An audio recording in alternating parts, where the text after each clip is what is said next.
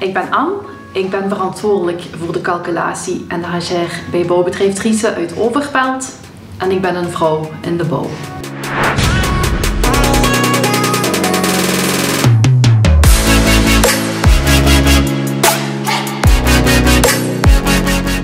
Hallo, dag Anne. Hoe ben je hier terechtgekomen? Ik ben bouwkundige ingenieur van opleiding, industrieel ingenieur bouwkunde. En voor die stage moesten we in de grootvakantie tussen het derde en het vierde jaar een stageplek zoeken. Ik had hier eigenlijk bijna niet geweest. Ik was eigenlijk eerst bij een architectenbureau hier uit de omgeving gaan. En die zeiden ja, maar ja, bouwkundige ingenieur zou je dan toch niet beter bij een aannemer. Ja, anders moet je eens bij je eigen onkel gaan. Hier stage komen doen met totaal niet de bedoeling om hier te komen werken. En dat bleek hier ja, zodanig te klikken. En die hebben mij dan gevraagd of ik hier niet wilde komen werken. Dus eigenlijk was het totaal niet de bedoeling om in een bouwbedrijf terecht te komen, totaal maar niet. toch wel Totaal niet.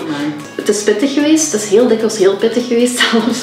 Ik ken zoveel mensen, van de vakmannen op de bouw tot mijn onderaannemers en bouwheren en architecten en gewoon die band die ik met iedereen heb, heeft ervoor gezorgd dat ik altijd heb doorgedaan en doorgezet. Ja. Want er zijn natuurlijk wel heel veel mannen in een bouwbedrijf en ik denk toen jij begon dat dat ook zo was. Hoe heb je daarmee omgegaan? Nu zijn er steeds meer vrouwen in de bouw. Goeie tendens trouwens, volgens mij. Ik denk net dat dat mijn voordeel was. Want ze vonden dat wel plezant, de mannen op de bouw. Het was een beetje een verademing van momenten. Zoals iemand anders.